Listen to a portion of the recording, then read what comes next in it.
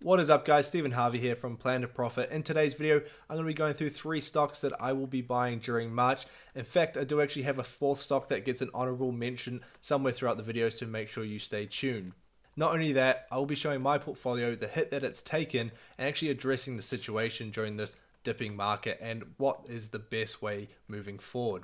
Now, of course, if you haven't subscribed to the channel already, make sure you do so by hitting the subscribe button down below. And of course, if you enjoy the video, hit that like button as well. And since my last video, Hatch has now introduced the kids account, so they are available right now. So if you want to do so, if you have an account already, then it's really easy to do so. If you don't, you can use my link down below to sign up.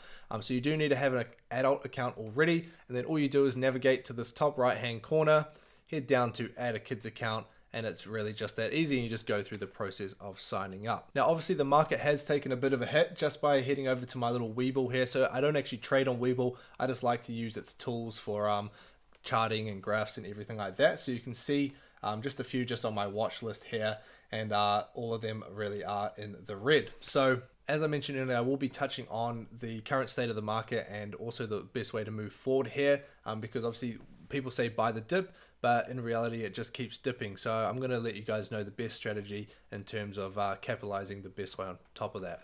Moving into stock number 1 now, and that is Tattooed Chef. I in fact added an extra $1,000 to my position, so it is actually a stock that I already owned. And if you don't know what Tattooed Chef is already, they actually create plant-based foods, which you can actually buy in US supermarkets. So they have a large range of foods in these supermarkets. In fact, they got to a point where it's actually quite hard to get these foods because so many people are actually buying them. So yes, in fact, they are a fast-growing company right now with a speculated revenue growth of about 50% for 2021. So we'll love to see what happens over the course of the year.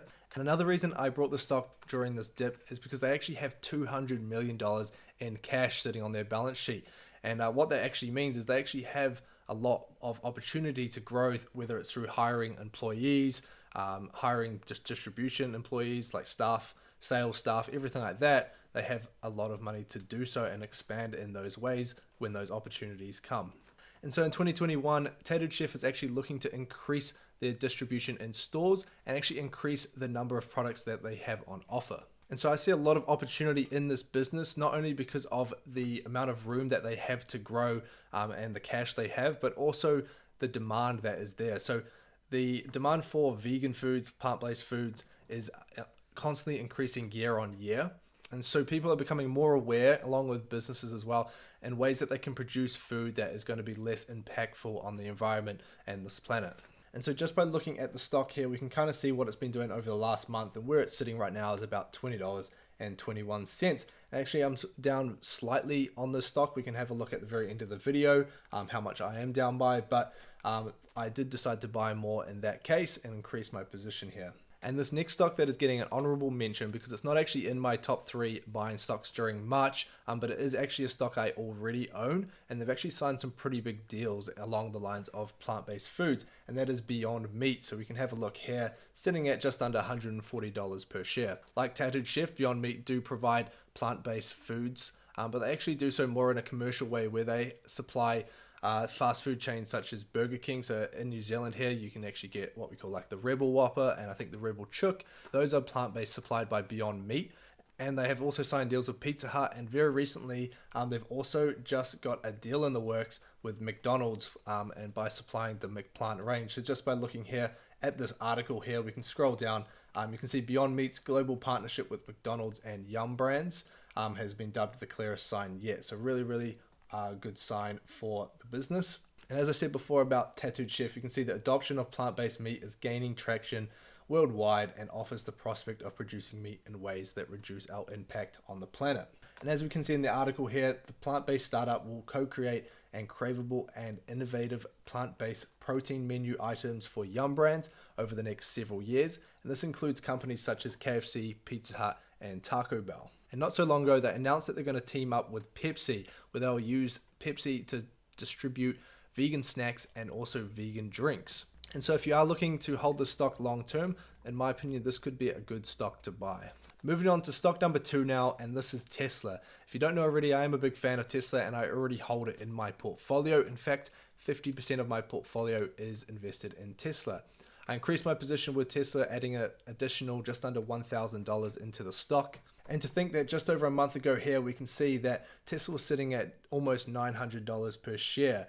And in fact, over the last month as well, it's just been slowly declining to what is $653 per share.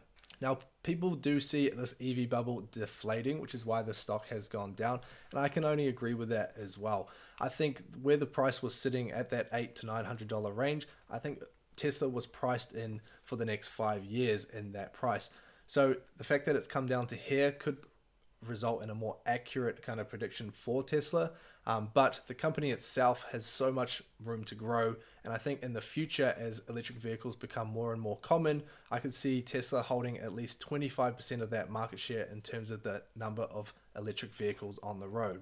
Moving on to number 3 now, and that is Corsair Gaming. Now, I haven't actually got a position in this stock yet. I am still waiting a little bit just through the month of March, because we are sitting at the very start of March.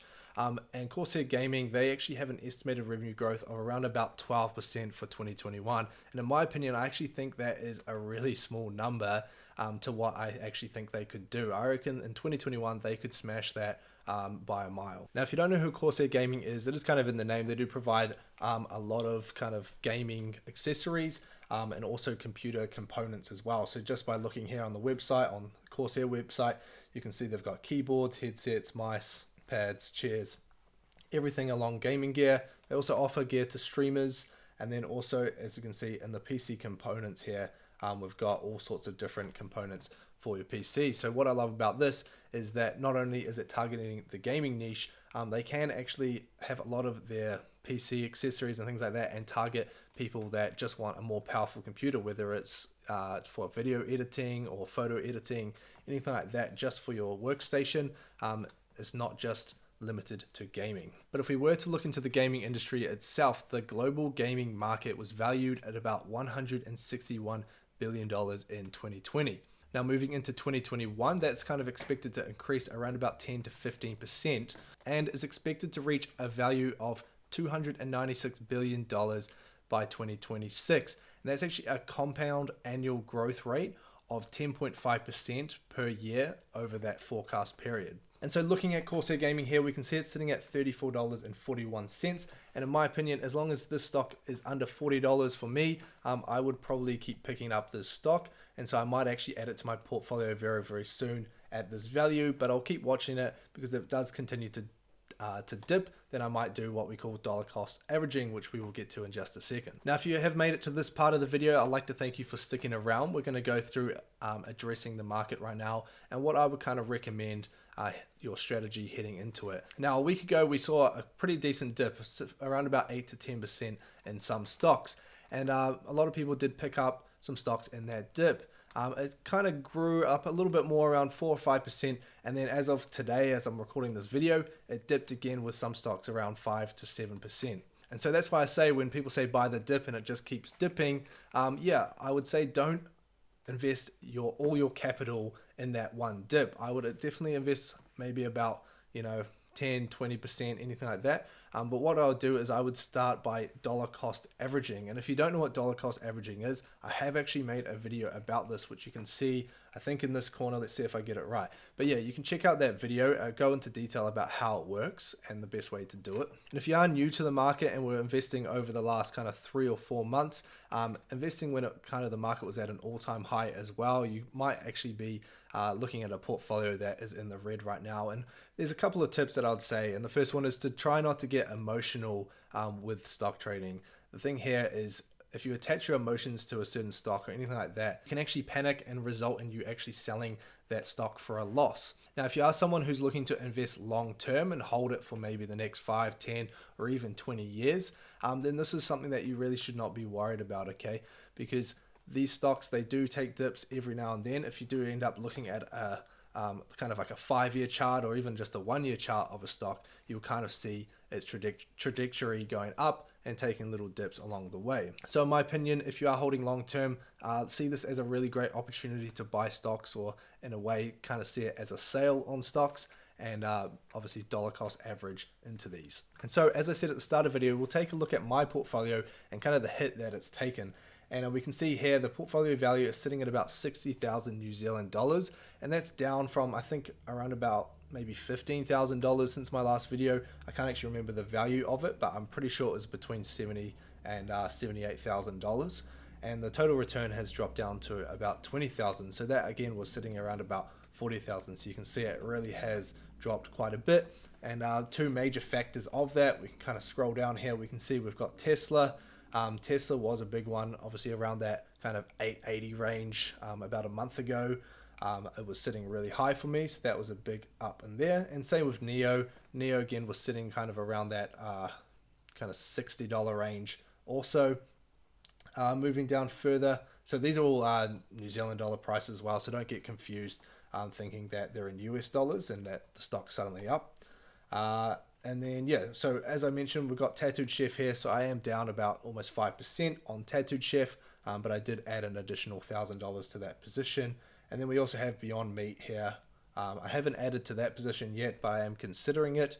But it is kind of, I am sitting pretty close, only 1.3% up on there. So it's really not a lot more than what my initial investment was. And just as I said before, don't panic in these things, don't get emotional, and just remember to dollar cost average if you're looking to get in on the fun. Last disclaimer, I'm not a financial advisor, so everything you have seen in this video is not financial advice, okay? This is just what I've been doing.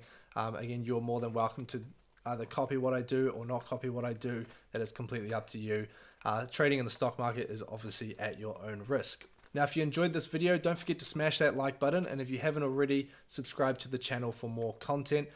Also, if you want to leave a comment down below, just let me know if you did manage to buy any of the stocks that I mentioned in this video. Which one was it? Everything like that. I love to chat with you guys in those comments. But that is all from me today, and we'll see you guys in the next one.